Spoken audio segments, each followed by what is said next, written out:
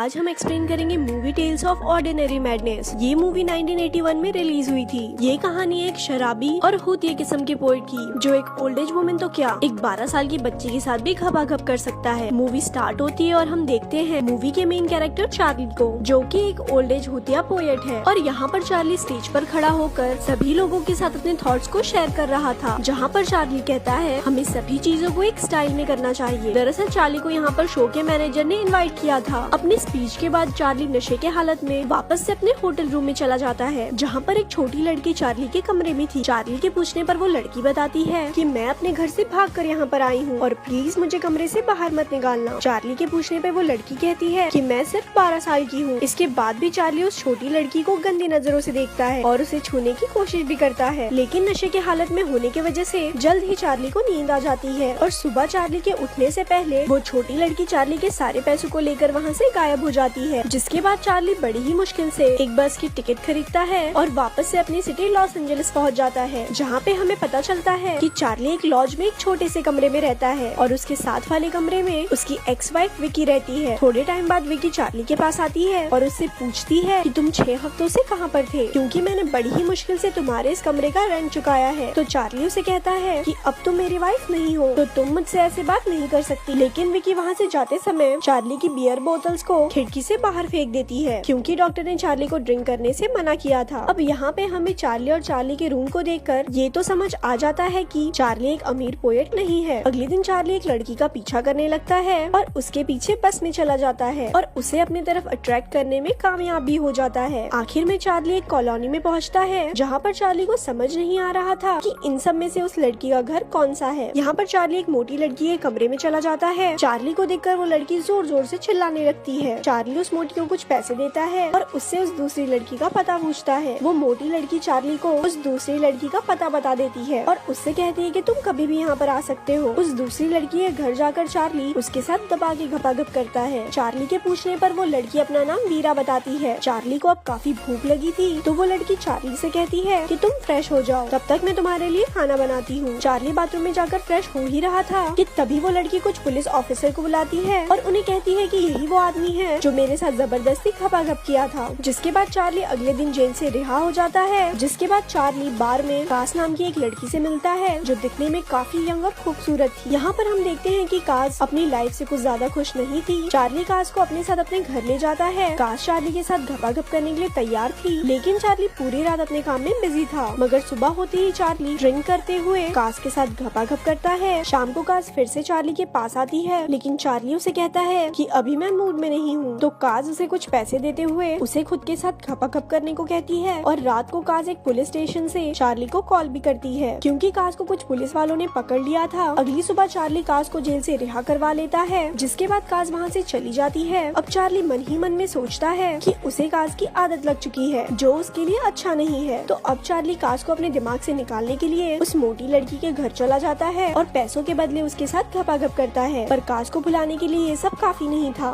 तो चार्ली कुछ दिनों के लिए शहर से बाहर घूमने चला जाता है। कुछ दिनों बाद जैसे ही चार्ली घर वापस आता है, तो उसकी एक्स वाइफ उसे कहती है कि मैं बहुत जल्द अपने नए बॉयफ्रेंड के साथ शादी करने वाली हूँ। और शाम होने पर चार्ली फिर से उस बार में चला जाता है, जहाँ पर उसकी मुलाकात फिर से कास से होती है। वो कास से पूछता है कि क्या तुमने मुझे मिस किया, तो कास हाँ बोलती है। जिसके बाद वो दोनों फिर से चार्ली के घर चले जाते हैं। अब चार्ली कास के करीब आने की कोशिश करता है, लेकिन यहाँ पे कास की गर्दन पर एक कट का निशान था। चार्ली के पूछने पर कास बताती है कि ये सब कुछ मैंने खुद किया है, क्योंकि मैं अपनी लाइफ से ज्यादा खुश नहीं हूँ। चार्ली काफी ज्यादा परेशान हो जाता है, तो कास उसे कंफर्ट देते हुए उसके साथ लवलपाटा करती है। अगले दिन चार्ली कास को घुमाने के लिए सैंड बार में ले जाता है, जहाँ पर चार्ली अक्सर पोएट लिखने जाया करता था। चार्ली और कास बीच के किनारे पर एक दूसरे के साथ घपाघप करते हैं। चार्ली बीच के किनारे पर ही सो जाता है, तो कास उसे वहीं पर छोड़कर घर वापस आ जाती है। वापस आने पर चार्ली सीधा अपनी एक्स वाइफ के रूम के अंदर चला जाता है, लेकिन चार्ली की एक्स वाइफ अपने नए बॉयफ्रेंड के साथ वहाँ से जा चुकी थी। अब चार्ली वापस अपने कमरे के अंदर चला जाता है। यहाँ पर कास बेड पर लेटी हुई थी। चार्ली कास से कहता है कि तुम्हें मुझे बिन बताए वहाँ से वापस ऐसे नहीं आना चाहिए था। कास चार्ली को एक लेटर देती है। दरअसल ये लेटर एक प्रोड्यूसर का था, जिसने काम के सिलसिले में चार्ली को न्यूयॉर्क बुलाया था। चार्ली कास को कहता है कि मुझे वहाँ पर जाना होगा और मैं बहुत जल्द तुम्हें भी वहाँ पर बुला लूंगा। मगर कास अभी भी शांत थी। तो चार्ली देखता है कि कास ने अपने नीचे एक मेटल क्लिप को लगाया हुआ था, जो कि काफी दर्द देने वाला काम था। चार्ली ये देखकर काफी ज्यादा परेशान हो जाता है। चार्ली काज से इसकी वजह पूछता है तो काज कहती है कि मैं नहीं चाहती कि मेरे कोई भी अब करीब आए। जिसके बाद चार्ली अब बड़ी ही मुश्किल से उस मेटल क्लिप को बाहर निकालता है और अगली सुबह चार्ली उस प्रोड्यूसर के पास चला जाता है। लेकिन चार्ली को ड्रिंक करने की अब काफी ज्यादा लत लग चुकी थी और वो अपनी हरकतों से वहाँ के दूसरे पोइट्स को भी तंग करने लगा था। तो वो प्रोड्यूसर चार्ली को कहता है कि तुम्हें प्रोड्यूसर की नहीं बल्कि एक अच्छे डॉक्टर की जरूरत है और चार्ली को अपनी कंपनी से बाहर निकाल देता है। चार्ली वापस आ जाता है और फिर से उस बार में चला जाता है जहाँ पर उसे पता चलता है कि काज ने सुसाइड कर लिया था और अब वो इस दुनिया में नहीं है। चार्ली एक आखिरी बार काज को देखने के लिए चर्च में चला जाता है। इन सब के बाद चार्ली की हालत अब और भी ज्यादा बुरी हो जाती है। वो दिन भर बस ड्रिंक ही करता रहता था और एक दिन वो लड़खड़ाते हुए उस सैंड बार में पहुंचता है। उस बार की मेट्स चार्ली का काफी अच्छे से ध्यान रखती है। अगले दिन वहाँ पर चार्ली के पास एक यंग लड़की आती है जो चार्ली से पूछती है कि क्या तुम ही पोएट चार्ली हो और क्या तुम मेरे लिए एक पोएम रीड करोगे। चार्ली उस लड़की को टच करते हुए कहता है कि इसके बदले में मुझे क्या मिलेगा। वो दोनों बीच के किनारे चले जाते हैं जहाँ पर चार्ली उस लड़की के लिए एक पोएम रीड करता है। जिसके बाद वो लड़की चार्ली के साथ घपाघप करने के लिए तैयार हो जाती है और यहाँ पर हमारी ये मूवी खत्म हो जाती है।